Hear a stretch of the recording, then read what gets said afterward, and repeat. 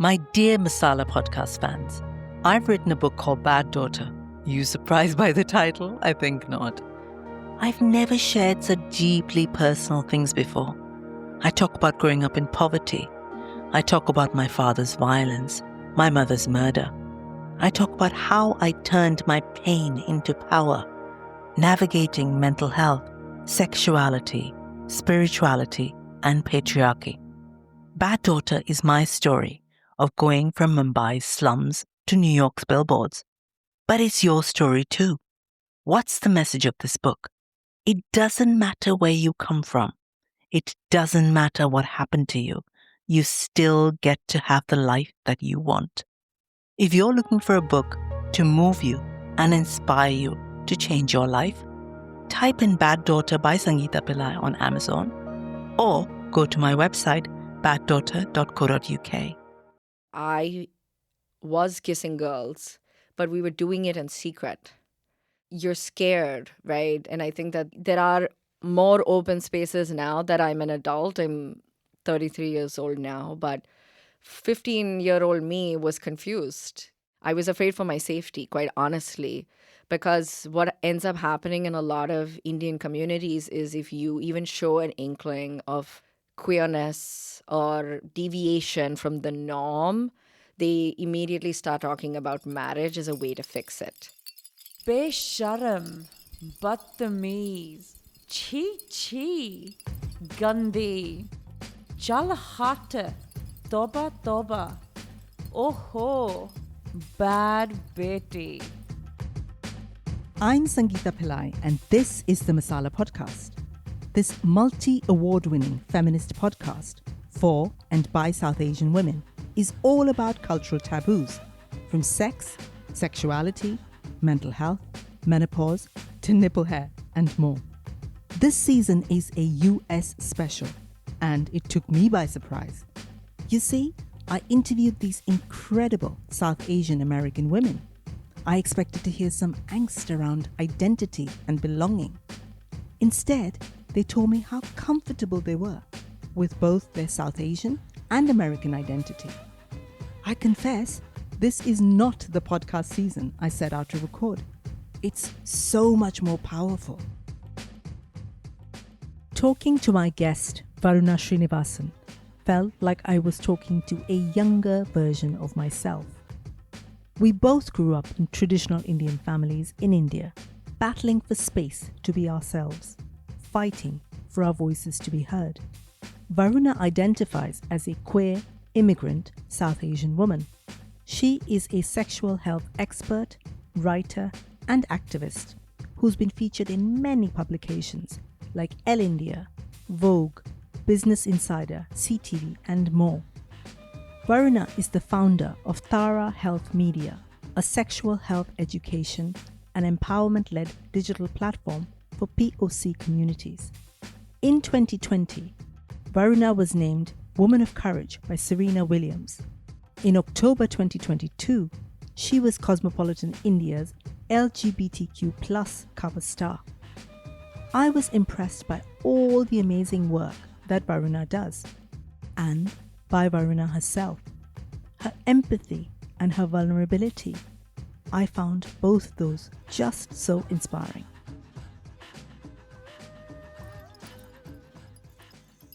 When women are born and other gender minorities, there is these unwritten rules, right? Of like, this is just how things are. I think it's a very similar sentiment or sentence that we've heard growing up. And so you can't go for a sleepover because I said so. You can't go out of the house dressed like that because I said so. Your brother can do those things, but you can't. That's just the way things are, right? There are just these different unwritten rules, and we kind of know that, right? I think that there have been enough conversations about a very clear divide in how men in India are treated versus how women in India are treated. And growing up, it is interesting because, like, working in sexual health and sexual health education, and my husband is a child and adolescent psychiatrist. And so we spend a lot of time reading about adolescence, and your identity and the idea of who you are formulates when you are a teenager, and it's very heavily influenced by your peers. And I remember being in 8th grade and seeing kids my age having fun. And to me, fun was being able to wear what you wanted, to be able to text boys and talk to girls and stay on the phone late at night and just live a normal adolescent life, live in that curiosity. More often than not, what ends up happening is an adult comes in a bid to be protective or safe, will cut short that curiosity and create these invisible barriers to that exploration. And being the person I am, I kept pushing back. And so then started sort of this cycle of like lying and sneaking. And this is such a common brown girl story, right? That's like, my dad didn't know I had a boyfriend. My parents didn't know I had a boyfriend. Many of us were incredible internet sleuths. We had burner accounts. We had burner phones. I was buying prepaid SIMs. And it kind of seems incredibly silly now. But at that time, it was so important for me to explore and to learn more about who I was, because it's just such a fundamental part of everyone. And so I do think that is like one of the biggest things I could think about is I do think between 13 to like 18 was very tumultuous. I think it is for so many brown women. It certainly was for me. Like my family was very traditional. So you had to come home at like 6:30 in the evening. Couldn't be speaking to boys. It wasn't even a thing. Forget about boyfriends. You couldn't even be speaking to a boy. Oh my God. So what you're saying there really resonates. Like all the lying, because there is no option. I mean, I'm sure you would have loved to say to your dad, Dad, I'm just starting to see this guy. I don't really know, whatever. I would have loved to say, oh, I think I really like this boy or whatever, But this kind of living this double life, this one life at home and one life outside, it is so common. And I think it's so sad as well.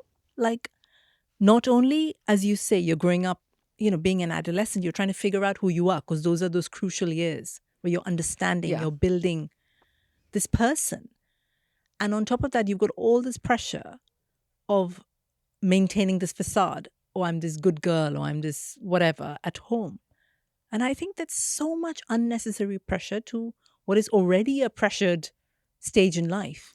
Don't you think? I absolutely agree. And I was thinking about this the other day that, I am interested. I have a degree in public health from Johns Hopkins, and my husband and I really credit a lot of, my systemic thinking to him, because we think in terms of systems as well. And there are different layers of interaction. So there's interpersonal, intrapersonal, community, and society, and of course the government and the big systemic.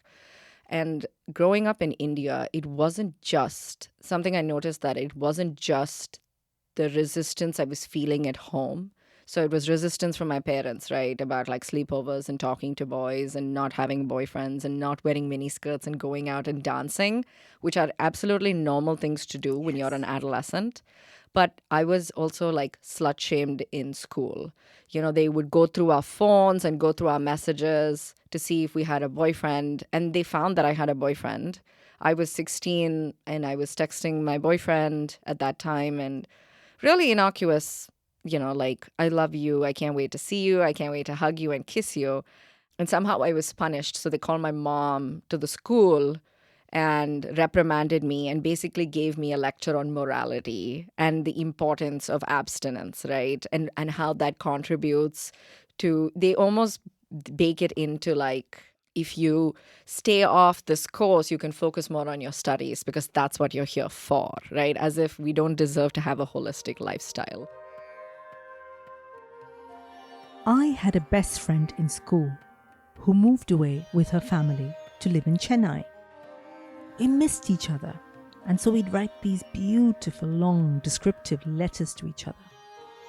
Anyway, one time my friend wrote to me, telling me that she had kissed a boy, giving me lots of juicy details of how it felt. I remember reading her letter and feeling a thrill in my own body. Anyway, I went off to school, and when I came back home, my mother was waiting for me. with a very angry expression and this letter in her hand. She raged at me about, "You girls are shameless and you will ruin yourself and this family." I said nothing because the concept of privacy didn't exist in our families. My mother felt like the guardian of my morality, and I felt like I was the guilty party, sort of caught in the act. So I guess the point I'm making is that our bodies were so strictly policed by our families and society. And all I felt was an intense feeling of shame, which I still remember to this day. And then it's also like, your peers. I've had many men come up to me and slut shame me. When I tried to explore the fact that I was bisexual with a boyfriend at that time, and he was incredibly shaming, right? And so I think you're kind of dealing with this resistance on multiple layers.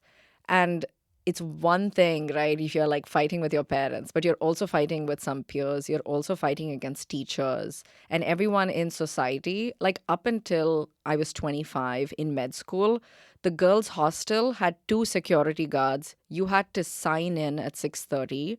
The boys' hostel had a party every night. They could go and come as they pleased. And that's why I opted to stay off campus and not in the hostel, which is a dorm essentially for American audiences. We call it a hostel in India. And that's what I really wanted to bring focus to, right? Because we're kind of fighting different layers around us. Absolutely. And I think some of the messaging when you were talking about being slut shamed or being just shamed for being female, I remember kind of this auntie, there's always an auntie in the building, who'd come up to my mum and say, "Oh, but I have a boy, so I don't have to worry. You've got a girl, you've got to be worried." As if just by our existence is traumatic for Right. ourselves and our parents and everybody else, and everybody's got to be constantly guarding against this danger that's lurking at every corner. Yes, they treat you like you're a liability. Exactly. Right? Exactly. And growing up in Chennai, I would watch a lot of movies. And in movies, again, it's a common theme. And that's why I'm so interested in media as well, as such an incredible form of education, because a lot of what we know about gender roles, about gender identity and gender expression comes from media in movies. And if you grow up watching girls being overprotected and watched on like a hawk, not just by her family members, but by society as a whole, you really internalize that and perpetuate some of those same habits, right? So the auntie that you're talking about, I know several, and it makes me sad because they're also victims of the patriarchy, right? They are just following this rule book, this invisible guidebook that's been handed to them by their ancestors. Absolutely. And I think in some cases, I think in most cases actually, women are perpetuating the worst of the patriarchy. I think I always think patriarchy's brainwashed everybody so much that women are doing the dirty work now, in the sense that the policing of the aunties policing the young girls. Where does that come from? It comes from the aunties internalizing what's been done to them and their mothers and their mothers. So it's kind of passed on, and they don't need to be told now that they've got to police young girls. They just do it because it's so kind of encoded within them, Absolutely. Yeah. And I wouldn't say that this is, just a problem in India as well, because I was seeing videos on TikTok the other day where, of course, this seems to be a problem that happens a lot in America as well. But you're right. I think in India, there is the morality police in the name of protecting young girls and protecting young women. And there's just a lot of interesting narratives around honor, respect around a woman's body. And I actually spent some time reading through some of the language that the Indian government uses. And just, trigger warning, in the language around sexual assault and rape, they use words like honor and dignity, right? And so we perpetuate this idea that a woman's worth, or, how dignified or honorable she is in society, is based on whether or not she has had sex and what has happened to her body. And of course, we know this in the US as well. There are a lot of rules and policing of women's bodies, of people's bodies. So it only seems, unfortunately, to be, I think, is just such an incredibly systemic issue.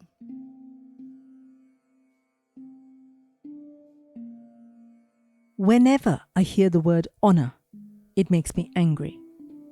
Because how and when did the idea of honor get connected to whether a woman had sex or not?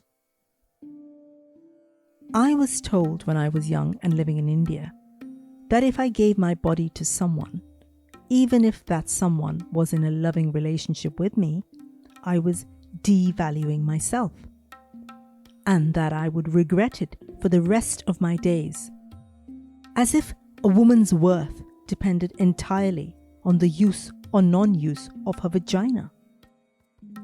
Virginity is another concept that makes me so furious. Traditionally, virgins were considered pure, and women who had had sexual experiences considered not so pure.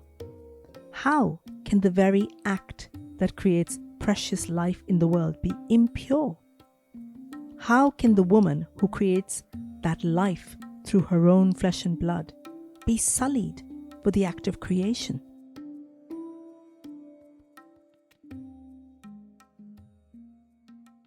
I wanted to talk to you about why our sexuality is this big of a taboo in our culture and in culture in general. And also wanted to ask you when maybe in your own life was the first time you thought, oh my God, why is this such a big issue? Do you remember? Going back to the example, I had growing up, again, you are so deeply steeped in heteronormativity, and having a boyfriend was the norm. You were a girl. If you have a vagina, if you have a uterus and you have breasts, you are a girl, right? And that was just understood. Girls have long hair. My room was painted pink by my dad, and my brother's room was painted blue. And I had already kind of grown up in this environment that had assigned sex, had assigned gender, had assigned gender identity, as well as gender expression. And so when thinking about my sexuality, it was almost laid out in front of me because, again, you're talking to your peers, you're talking to your parents, you're watching movies, and you exclusively see men and women together in most cases. And only when you're watching porn or you're watching, maybe like I watched a French film called, I think it's called The Girl with Blue Hair or something to that effect. And it showed bisexual love on screen. And so this woman was in, it follows the story of a woman who is in multiple relationships. And I remember thinking, I was like, oh my God, so you can, okay, so you can do that. Okay, it like opened up a world. And I remember coming to my ex-boyfriend now, but boyfriend at the time, and saying, I think I'm interested in women. But I was still stuck in that binary that if I'm not with a man, I have to be with a woman. And I was still like living within that cis man, cis woman kind of binary, and really black and white thinking, right? There wasn't a spectrum in my mind of sorts at that time. And I remember telling them that I'm interested in, I think that I might be interested in women. And sort of the harsh reaction was, so you're gay, right? And I think what ends up happening is like, we love to put labels on things because it helps us. That's why I think, this biphobia and panphobia is so rampant, is because our minds and society likes to quantify things. And if you cannot put something in a box, then it therefore does not exist. And he was very adamant about the fact that I was a lesbian, and then the fetishizing happened. And in my mind, it was like, this doesn't seem like such a big deal to me. It seems like more of a big deal to you than it does to me, because I'm trying to have an open conversation about my sexual preferences and my sexual interests and like who and what I'm attracted to. It almost never seemed to go in an open and curious direction. And I don't blame them at all. I think that they were also conditioned to have this black and white thinking. But I think that's every time I was having a conversation when I was young and in India, and especially growing up in Chennai, which is, moderately conservative, not as modern as like Mumbai, where you grew up, or Delhi. I did not see a queer person for the longest time until I was like in my 20s. I didn't know a single person who was bisexual or gay or anything, right? I think that only happened after I moved to the US. Wow. So, what was it like then to have, I guess, these complex feelings at that time?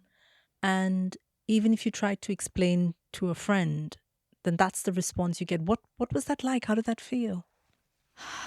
I mean, it's almost like touching a hot pan, right? You touch it, you get burnt, you're like, I'm going to try again. And then after a point, you're like, this is redundant and I'm just hurting myself in the process. That's a big part of why I'm so visible and vocal, and I will not stop going on and on about it, because there was that space lacking for me, right? That I was kissing girls, but we were doing it in secret. And it was almost like, oh, but I'm straight. I'm just having fun. I'm just drunk. And it's like, okay, well, it wasn't like that for me. I actually do like you. I am attracted to you. I want to kiss you. I want to date you. But you're scared, right? And I think that there are more open spaces now that I'm an adult. I'm 33 years old now, but 15-year-old me was confused, didn't really know what was going on, was afraid. I was afraid for my safety, quite honestly, because what ends up happening in a lot of Indian communities is if you even show an inkling of queerness or deviation from the norm, they immediately start talking about marriage as a way to fix it. Yeah. And it was my biggest fear that if I kept silent and I just continued to date men and I continued to like follow the rules, that I would be safe. And so compulsory heteronormativity is the bane of our existence. But it really was a genuine fear that I would be ridiculed and be like called a lesbian when I wasn't comfortable with that term. But what ends up happening is if you have a short haircut, which I've always had short hair, if you sit boisterously, you cross your legs, you wear pants, and you are seen hanging out with a girl, and it's a small community, and rumors start getting perpetuated like, oh, she's a lesbian, and then your parents end up thinking getting you married is going to fix everything, and all you need is a man. And that's a lot of the biphobia that bisexual women face as well. I've had a lot of comments that say you need a man to you just need a real man. What you really need is like a real man, like that can like convince you of your sexuality. Like I need convincing. So I found that whole area of my life to be incredibly frustrating and something that I was very obviously running away from. Hey, I wanted to pause this episode for a minute to share something that I'm really excited about. Podcasting changed my life. I went from typing into Google, what is a podcast? Yes, I did that. To creating the multi-award-winning Masala Podcast. And now I'd like to share some of my knowledge with you. I'm starting podcasting masterclasses on my website, and one of them's been created especially for women podcasters. Just go to my website, soulsutras.co.uk, and look under courses, or email me at podcasting@soulsutras.co.uk, and I'll share details with you. I look forward to helping you on your podcasting journey. Now, let's get back to our guest for this episode. You've talked in one of the articles I read about the decision to go public about your sexuality in 2020, I think it was. Was that hard? What propelled you to sort of do that? Honestly, we were in the middle of a pandemic, and it felt like the world was ending at that point. And if anyone remembers, the summer of 2020 was very tumultuous for everybody. And I was at home. I just got laid off a job, which honestly I think is some of the best things that ever happened to me, because then I spent a lot of time on online communities, which is where a lot of us were flocking during the pandemic and connecting with other people. And I learned about your work that summer as well. And I said, what do I have to lose? You know, it feels genuinely, what do I have to lose? And so from like being on different Facebook groups and talking to different people, it really is, my mentor once told me, see what you're envious about. Think about what you are envious about, because that's secretly telling you what you want. And I was really envious of people who were dressing the way they wanted to, who were living the life they wanted to, and being incredibly open and vulnerable about it and finding community that way. And that to me is that's authentic to me, right? Having lived quite literally 30 years of my life under the radar, suppressing it, it almost was like bubbling and waiting to get out. And it's interesting because up until that point, it was very gradual.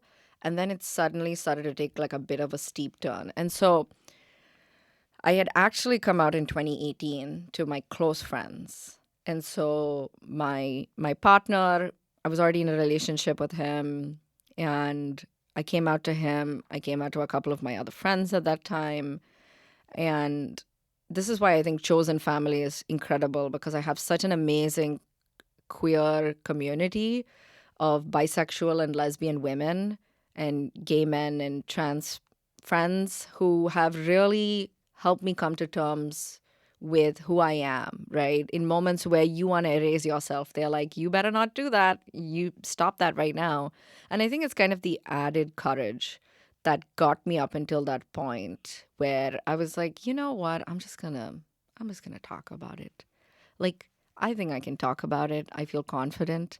And I'm sure that people are there and people want to talk to me too. So it was kind of my bat signal, my way of sharing that. But having said that, I will say I talk about privilege a lot on my page. And as someone who is born into an upper caste family in India, who is skinny and fair-skinned, who has access to financial resources, who is in a heterosexual appearing marriage, I have tax privileges, I have fertility privileges, I have access to a lot of avenues in society that aren't readily available to a lot of queer and trans folks. So I definitely carry that privilege. And I think when I came out, I did not receive a lot of backlash, right? I think I received a lot of love and support, which every queer person should. But I do think that the privilege I carry definitely has kept me safe. Was there a feeling of relief in finally being yourself fully in the world? I feel very different as a person. Like my soul is different. You feel like this is the whole part of me right now. And it's almost like reparenting. It's almost, I didn't have those spaces as a teenager to experiment with my hair, with my makeup, with my clothing, right? Because you have to wear a salwar when you go to college. No ifs and buts. You just have to do it. You have to tie your hair into 2 braids for school. No questions asked. Your skirt has to be below your knee, right? And so I'm kind of in this phase of my life that's almost childlike. I want to wear what I want to wear. I want to cut my hair super short. I want to sit how I want to sit. I want to wear sneakers. I want to wear blue eyeliner or blue lipstick. I want to play around with my pronouns. She, they feels good right now. Maybe they, them will feel good sometime later. Maybe she, they is as is. Maybe I'm actually more on the pansexual side of the spectrum. So it feels like I've opened this world in myself. Because I think when I'm talking about it externally, I'm also working on it internally. And I'm breaking down that internalized biphobia, that internalized homophobia and transphobia that all of us have. And really telling myself, this is your kind of your gender joy. This is your gender playground. This is like a gender neutral space for you to experiment and live life the way you want to. I got a haircut yesterday, and my first reaction, my immediate default was, what if people think I look funny? Like, I'm a girl and I have really short hair. And I was like, that's them thinking that. But do you think that? And I'm like, no, I actually like my short hair. It affirms my identity and it makes me feel like me, right? And I think even just getting to that point is just so amazing for me because I feel like I've grown in that regard. That's beautiful. Thank you for sharing that.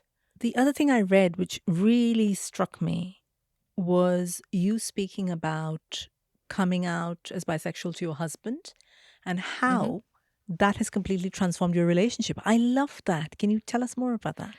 Yes, I want to talk about this a lot, and I do talk about this a lot on my Instagram and in a lot of articles as well, that our sexuality doesn't stop growing just because we got married, right? And we have to stop this relationship escalator. And in Indian families, we know that all too well. Like, my dad's goals for us are get married, have a job, buy a car, buy a house, and then have kids, and then make them do exactly the same thing. And that's great for some people. That's the stability that they crave and they desire.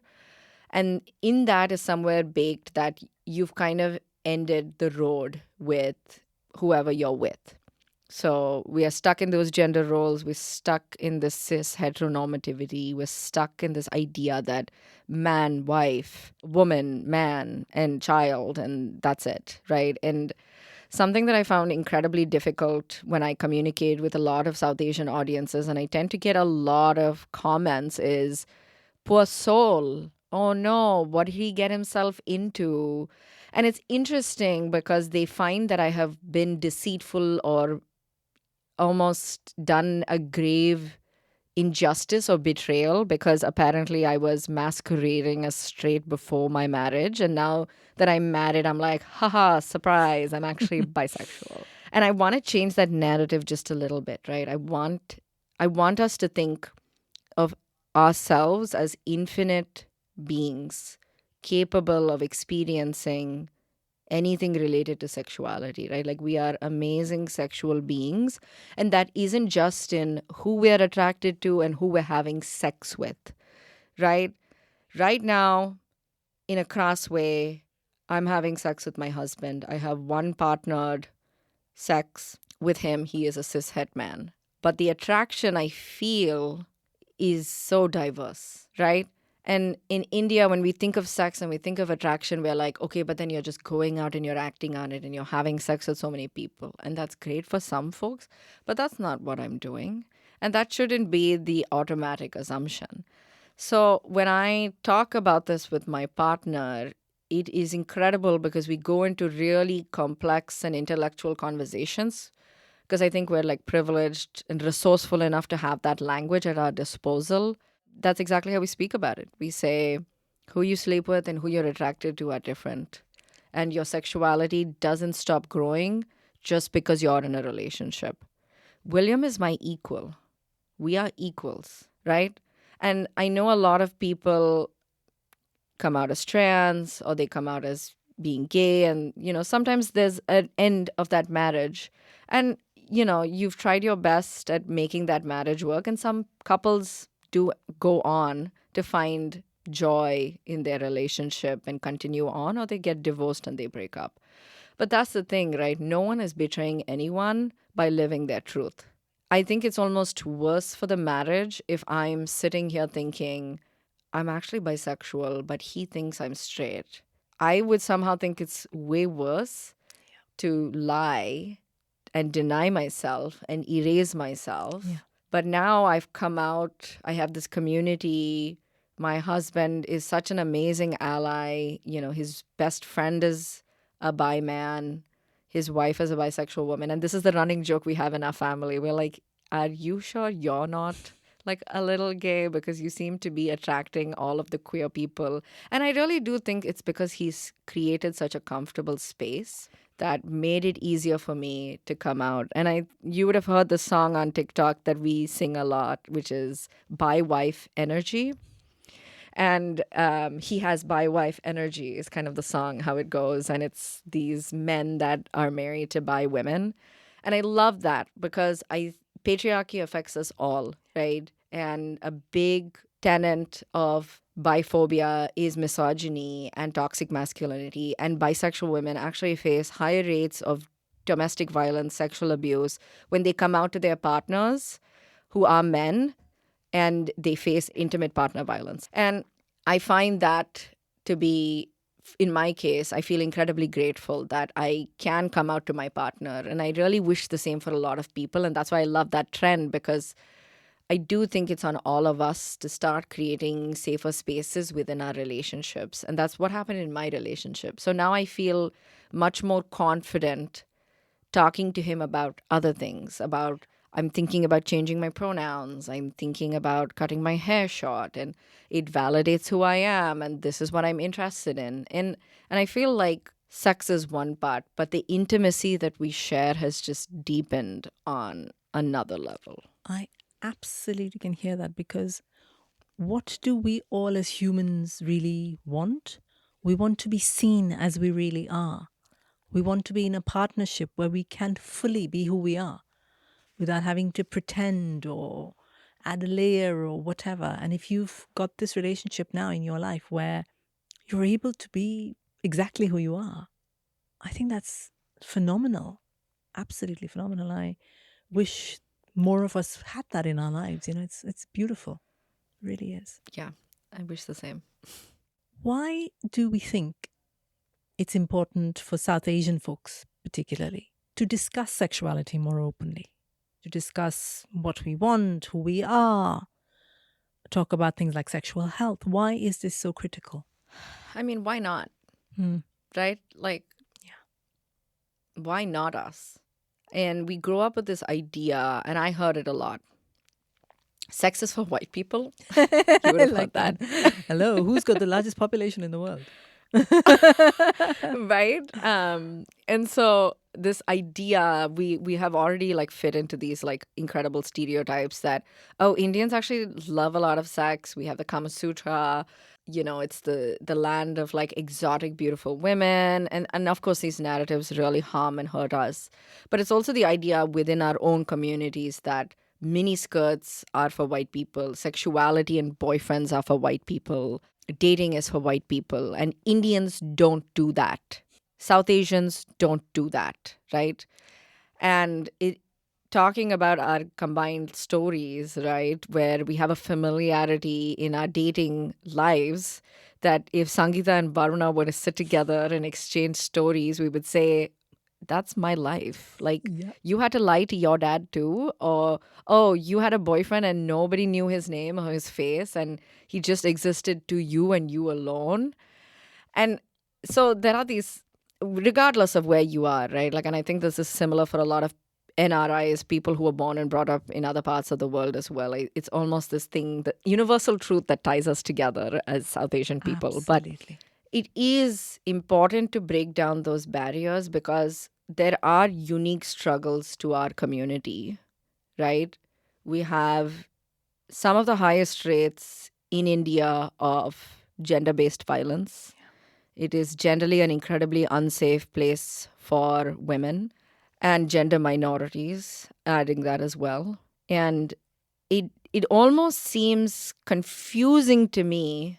And I feel like you and I, and maybe like a handful of us in India and in the US, are South Asians talking about sex, and I can count them on my hands. On my left hand, actually. Exactly.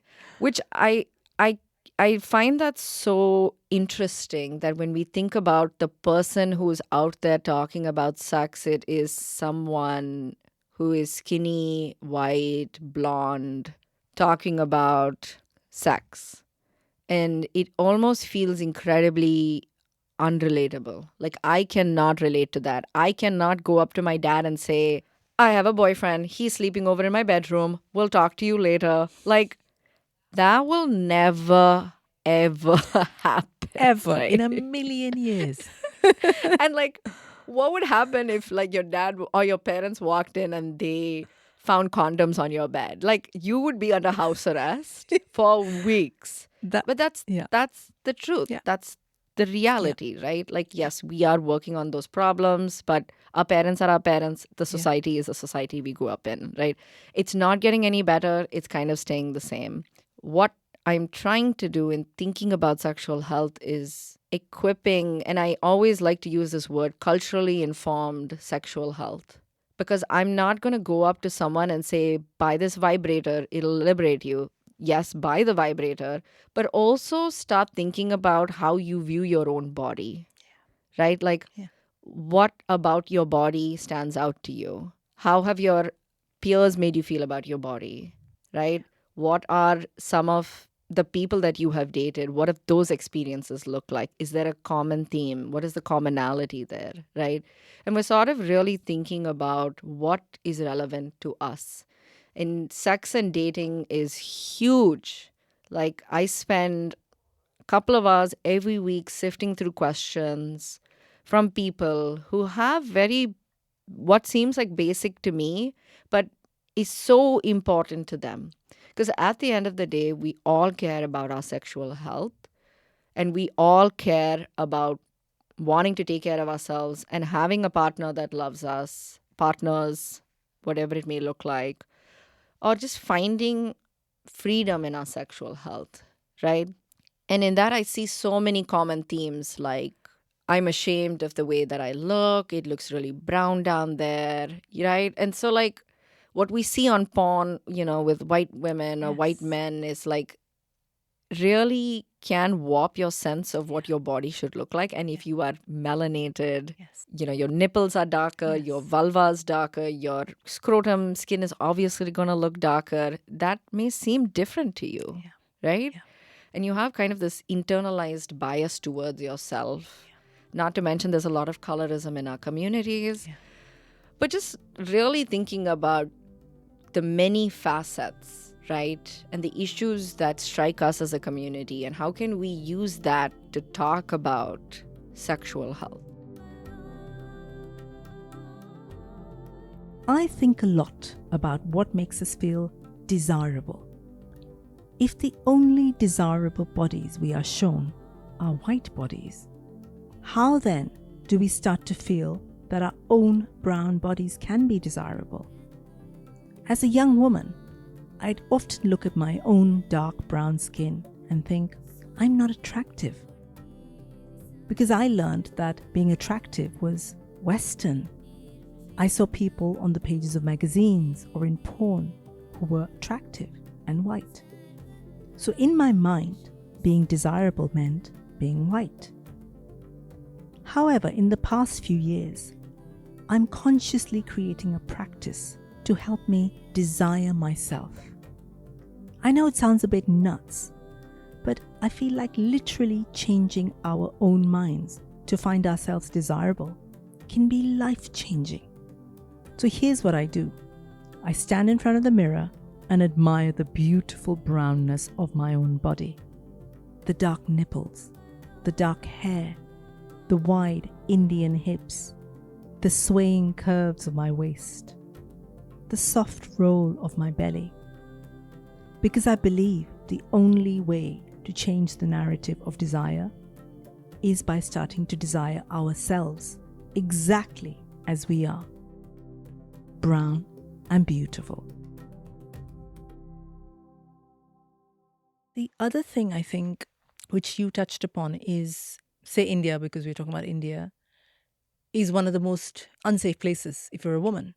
By that extension of that, if you don't talk about sex, if girls don't learn about sex, even if something awful happens, there is no language for them to tell anybody.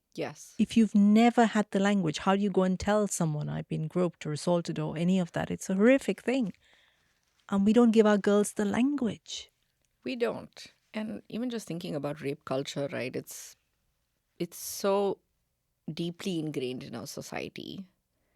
And that is such a big part of my work is sexual oppression. Like, how do we think about sexual oppression can come in many forms. Yes, it's being flashed when you're on the subway, which has happened to me, being groped on a bus, which has happened to me, being in precarious situations, which has happened to me. But sexual oppression is also the teacher who goes through my messages and takes it upon herself to give me a morality lesson and preach the importance of abstinence. Sexual oppression is my dad telling me, you can't go out of the house looking like that. You look like a prostitute, comparing me to a sex worker, right? Which is already degrading in itself to the sex worker, right? Because what they do is so important. And sexual oppression is us looking at ourselves and our dark nipples and internalizing it and saying, I look ugly and unattractive, and I don't like that. And so it is really deeply ingrained into all of us. I think when you think about a country like India, it is a lot of victim blaming, right? There are a lot of people and politicians who come and say the most ridiculous things, right? Like, Yeah. if women behave, Yeah. the society would be in check. If girls stop going out and partying, everything will be okay, right? Yeah. And it almost is a lot of pressure on us to... We're never going to win this battle, right? Yeah. We're never going to win it, is what I think. I think it's just a losing battle at the end of the day. We've got to keep fighting, Varuna. Oh, absolutely. 100%. I mean, this isn't... I will never, I don't think until my dying breath, I will keep fighting. But I definitely think we need more, right? Going back to the conversation about how there are few sexual health educators. And I think that the conversation is brewing and it's growing. And there are hopefully a lot more of us who are willing to talk about these topics more openly. What would Varuna, sitting here in this room, say to Varuna, who was maybe 5-year-old Varuna or 10-year-old Varuna? What would you say? Have you ever seen RuPaul's Drag Race? Yes, clips of it. Okay, so this is quite literally a question that they ask the finalists. They show a picture of the younger selves and they ask them to say something. So I'm living for this moment. Thank you for asking me that question. But I would say keep going.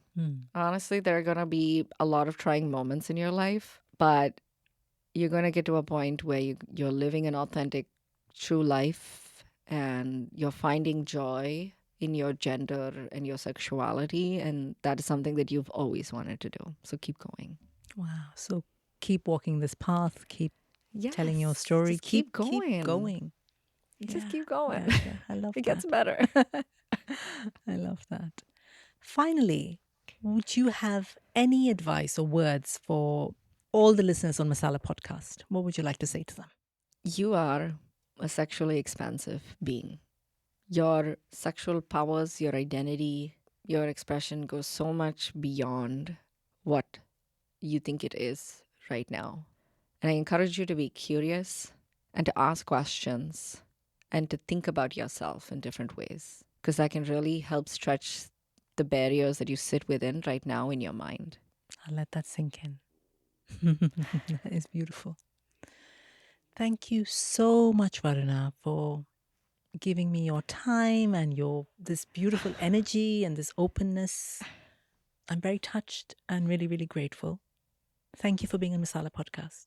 Thank you, Sangeeta. I have seen your work for a long time and I'm a big fan, and it is a full circle moment for me as well to be on this podcast. And thank you for talking to me about such important topics as well.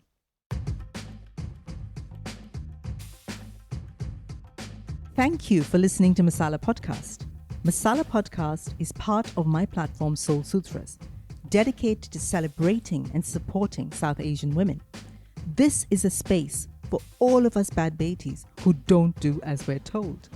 This is where we get to celebrate our culture our way and be exactly who we want to be. I'd love to hear from you. Get in touch via email at soulsutras.co.uk or my website soulsutras.co.uk. I'm also on Instagram and Twitter. Just look for Soul Sutras. Masala Podcast was created and presented by me, Sangeeta Pillai, produced by Anushka Tate, opening music by Sunny Robertson. Besharam, Badtameez, Gandhi. Hi, hi, bad Betty.